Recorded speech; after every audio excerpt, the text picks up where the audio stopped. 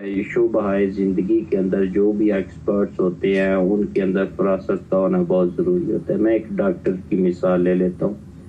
اگر آپ کے پاس کوئی مریض آ جاتا ہے ڈاکٹر کے پاس تو اس کے اندر ملٹیپل بیماریاں ہیں, ملٹی آرگن فیلئر ہے,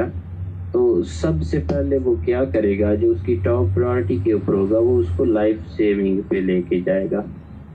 اور وہ اس انیشلی جو ہے وہ اس کے جو کنٹینیوٹی آف ڈیزیز ہے اس کے وجہ سے جو مریض کو تکلیف آ رہی ہے ان کی روک تھام کرتا ہے اور پھر ٹریٹمنٹ شروع کرتا ہے. اور ٹریٹمنٹ میں بھی پھر روٹ کاز جو ہوتی ہے اسے پکڑتی ہے جو آرگن فیلئر کی طرف اس مریض کو لے کے جا رہا ہوتا ہے. تو یہ ایک ڈاکٹر کی فراست ہوتی ہے. جو ڈاکٹر اس سے خالی ہو وہ کبھی بھی کسی مریض کو شافی علاج نہیں فراہم کر سکتا. باقی شفا تو اللہ رب العزت کے پاس ہے, لیکن میں دنیاوی پوائنٹ آف ویو سے بات کرتا ہوں. یہی حال امتوں کی زندگی کا ہوتا ہے.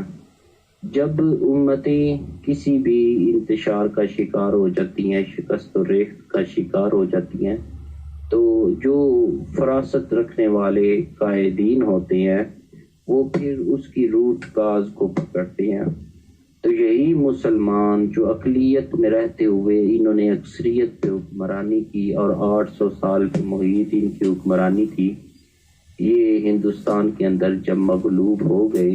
تو آپ تھوڑی سی ہسٹری پڑھیں 1700 عیسوی کے بعد کی, تو اس کے بعد ہندوستان میں جتنی بھی فرقہ واریت ہوئی ہے وہ تمام آپ دیکھیں گے تو کہیں نہ کہیں وہ منصب نبوت کے ساتھ انٹرلنک ہے. معاذ اللہ کسی لعین نے نبوت کا دعویٰ کر دیا تو کسی نے نبوت کے دعوے داروں کے لیے رستے کھولے, اور کہیں پہ رسول اللہ علیہ الصلوۃ والسلام کی جو ذات اقدس ہے اس کے اوپر اس کو موضوع بحث بنا دیا گیا. الٹیمیٹ ہدف کیا تھا کہ اس امت کو جس مرکز کے ساتھ اللہ رب العزت نے قطعی طور پر منسلک رہنے کی ہدایت فرمائی ہے, اس مرکز سے اس امت کی جو لنک ہے اس کو کمزور کرنا, اسے ڈی لنک کر دینا. اور الٹیمیٹلی چیزوں کا رزلٹ کیا نکلا کہ حضور سرور عالم صلی اللہ تعالی علیہ وآلہ وسلم کی ذات اقدس جو ہے ان کی تعظیم اور ان کا جو فضائل ہیں ان کے بارے میں یہ امت جو ہے وہ گمراہ ہو گئی, اور وہ نہ تعظیم رہی نہ وہ فضائل کی ہمارے دلوں کے اندر ہے وہ یعنی کہ احساس رہا. اور ہم نے بحث مباحثے شروع کر دیے کہ نبی کے پاس یہ تھا, نبی کے پاس وہ تھا, یہ نہیں تھا, وہ نہیں تھا, وغیرہ وغیرہ. اور اللہ معاف فرمائے ہم بجائے اس کے کہ آنکھیں بند کر کے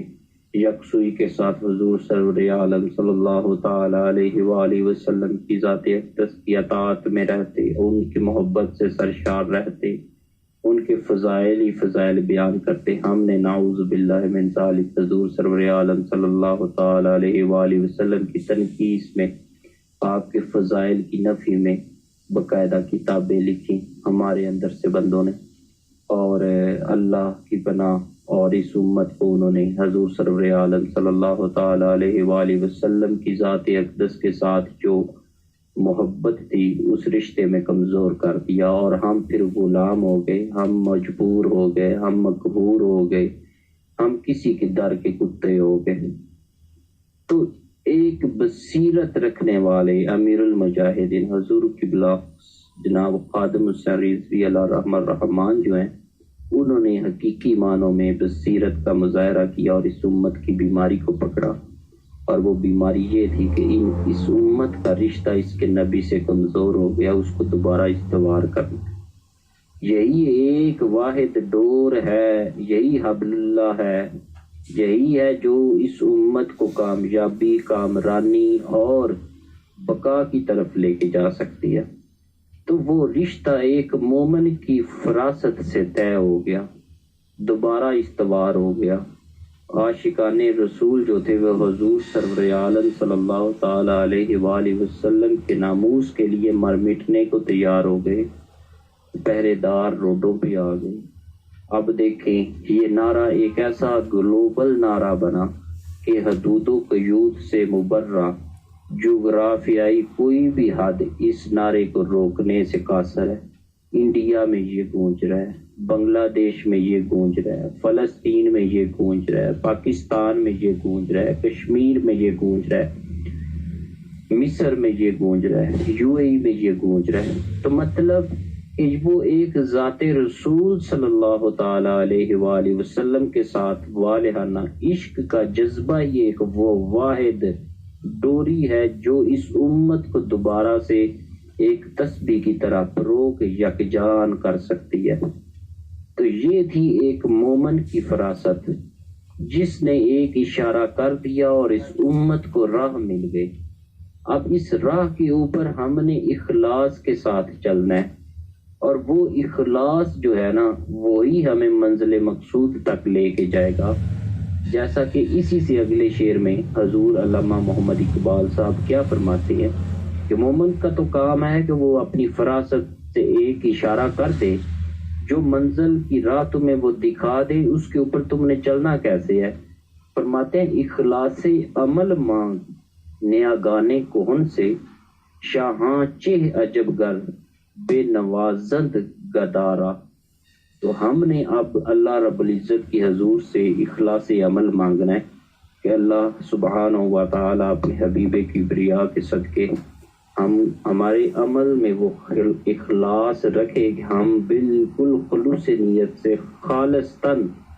حضور سرور عالم صلی اللہ تعالی علیہ وآلہ وسلم کی غلامی کے خواہاں رہیں، اللہ رب العزت کے بندے بننے کے خواہاں رہیں،